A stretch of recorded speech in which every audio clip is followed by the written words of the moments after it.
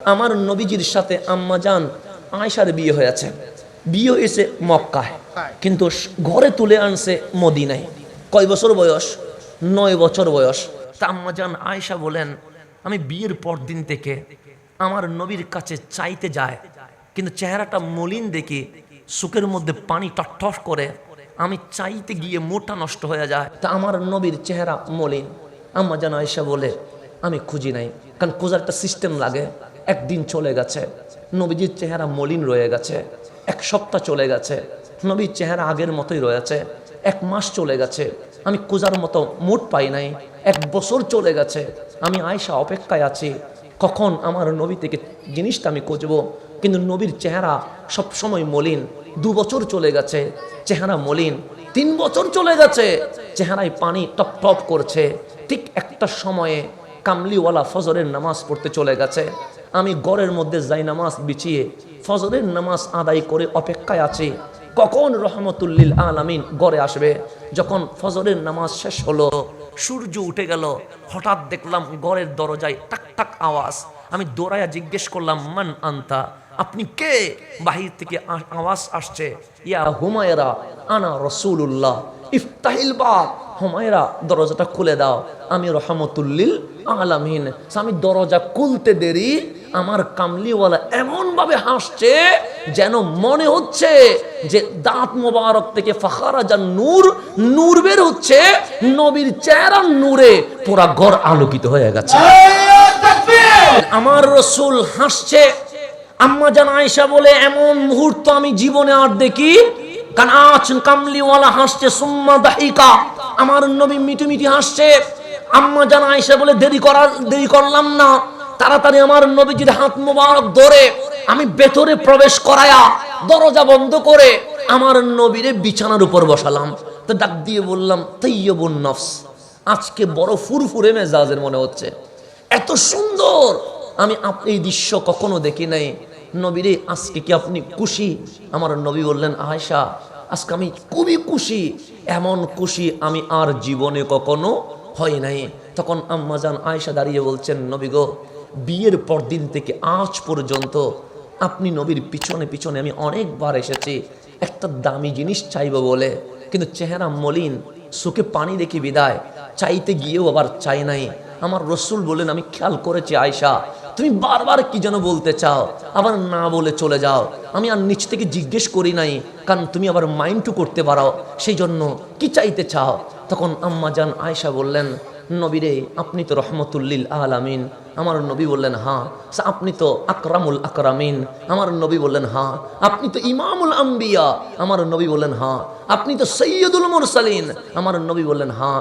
আম্মাজান আয়েশা বলে, একটা দামি জিনিস চাইবো, নবীরে দিবেন নি? আমার নবী হাসি দিয়ে বললেন, আয়েশা, কোনোদিন তো কিছুই চাও নাই, আজকে একটা জিনিস চাইবা, আমি নবী দিব না, এটা হতে পারে কেমনে?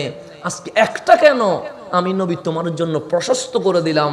আজকে তুমি চাইতে থাকবা, আমি নবী দিতে থাকবো, কোনো শর্ত নাই। আনা কাসিমুন ওয়াল্লাহু ইউতি, আমি নবী বন্টনকারী, দেওয়ার মালিককে আল্লাহ, সুতরাং তোমার কোনো সমস্যা নাই। আম্মাজান আয়েশা বলে, বড় দামি জিনিস চাইবো। আমার নবী বললেন, আপত্তি নাই। আম্মাজান আয়েশা বলেন, বড় দামি জিনিস। আমার নবী বললেন, কোনো আপত্তি নাই, আপনি চাইতে থাকবেন, আমি নবী দিয়ে থাকবো। তখন আম্মাজান আয়েশা আমার নবীর হাত মোবারক ধরলেন, ধরে বললেন, নবী গো, আমার শাড়ি লাগবে না, আমার স্বর্ণের আংটি লাগবে না, আমার গোল্ডের কোনো চেইন লাগবে না, আমার ডায়মন্ডের কানের দুল লাগবে না, আমার সাজানির জন্য কোনো প্রসাদানি লাগবে না। আমার নবী বললেন, কি লাগবে? তখন 2টা হাত ধরে বলছেন, নবী গো, এই হাত যখন উঠে যায় কখনো ফেরত আসে না, আপনি নবী, আমি আয়েশার পক্ষ হইয়া আমার জন্য একটু দোয়া করে দেন। কেমন বুদ্ধিমান ছিল উদুলে আয়েশা, হাবিব শুধু আয়েশার জন্য একটু দোয়া করেন। আমার নবীর চোখের পানি বের হয়ে গেছে। আয়েশা, তুমি চাইলে শাড়ি কুঁচতে পারতা, স্বর্ণের চেইন কুঁচতে পারতা, ডায়মন্ডের দুল কুঁচতে পারতা, টাকা পয়সা চাইতে পারতা, সামান্য দোয়া চাইলা। উদুলে আয়েশা। আম্মাজান আয়েশা বলে, দুনিয়ার সবচেয়ে দামি হচ্ছে কামলিওয়ালার হাত। এই হাত যদি একবার আমার পক্ষে রহমানের দরবারে যদি উঠে যায়, আমি আয়েশার চেয়ে খুশি এই জমিনে আর কেউ হতে পারবে না। আমার নবী তাড়াতাড়ি যাই নামাজ বিছিয়ে দিয়েছেন, 2 রাকাত নামাজ আদায় করলেন। আম্মা জান আয়েশা বলে আমি দাঁড়িয়ে আছি, আমি শুনতে চাই আমার নবী আমার জন্য কি দোয়া করে। এটা আমি শুনবো, কেন আজকে স্পেশাল, শুধু আমি। উদউ লি আয়েশা, এখানে সেকেন্ড কেউ কি করতে পারবে না, প্রবেশ করতে পারবে না। যেমন আপনি যদি বলেন আমার জন্য দোয়া করেন, শুধু আপনি, এখানে সেকেন্ড আর কেউ ঢোকার কোনো সুযোগ নাই। আজকে উদউ লি আয়েশা, শুধু আয়েশা থাকবে এই দোয়ার মধ্যে, অন্য কেউ ঢুকতে। আম্মা জান আয়েশা বলে আমি দাঁড়িয়ে আছি, দেখি কামলিওয়ালা আয়েশার জন্য কি দোয়া করে। আমার নবী 2 হাত তুলে বললেন, মালিক, আমার বিবি আয়েশা কত ঈদ চলে গেছে, ভালো দামি কোনো পোশাক দিতে পারি নাই, 3-4 মাস চলে গেছে, ঘরের চুলায় খাবার নাই বলে আগুন ধরাইতে পারে নাই। তো মেয়েদেরকে খাবার না দিলে একটু অবজেকশন তো করে, ঈদে কাপড় না দিলে একটু চিল্লাচিল্লি তো করে। তো কামলিওয়ালা বলছেন, মালিক, আয়েশা জীবনে অবজেকশন করে নাই, পাশের বাড়িতে গিয়ে কখনো বোঝাই নাই, ঘরে যে আগুন ধরে নাই কেউ জানেও না। আমার আয়েশা এত ধৈর্য ধরেছে, আমি নবী আয়েশার উপর রাজি হয়ে গেছি, তুমিও আয়েশার উপর রাজি হয়ে যাও।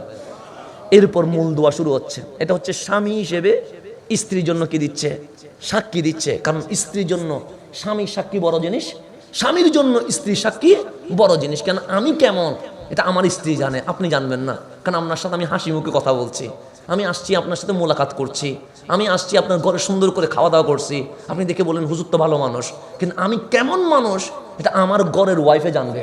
কথা ঠিক না? কারণ আপনার সাথে আমি দিনে আলোতে কথা বলছি, আমি আঁধারে কথা বলি নাই, তা আমার ওয়াইফ জানবে হাকিকাতান আমি কি জিনিস। সেজন্য মেয়ের অধিকার কি? আমার মা যদি আমার পক্ষে বলে আমার জন্য জান্নাত ওয়াজিব হয়ে যাবে। আমার মা, আমার মেয়ে যদি আমার পক্ষে কথা বলে আমার জন্য জান্নাত ওয়াজিব হয়ে যাবে।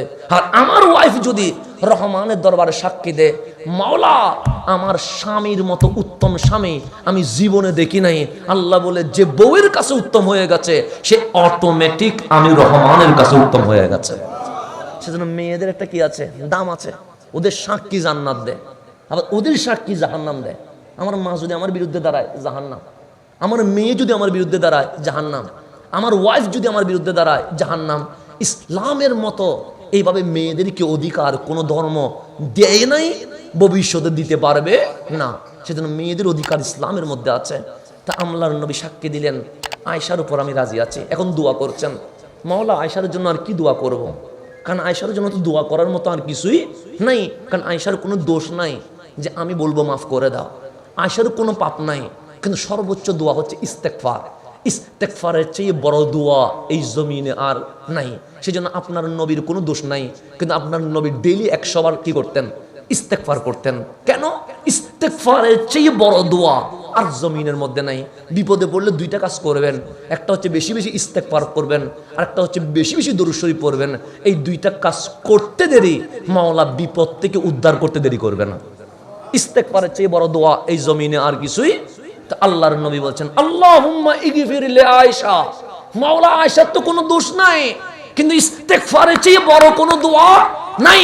সেই জন্য আমি নবী আয়েশার পক্ষ হইয়া যদি আয়েশার আগে পরে কোনো ভুল হয়ে যায়, আমি নবী হাত তুলে বলছি তুমি আয়েশাকে মাফ করে দাও।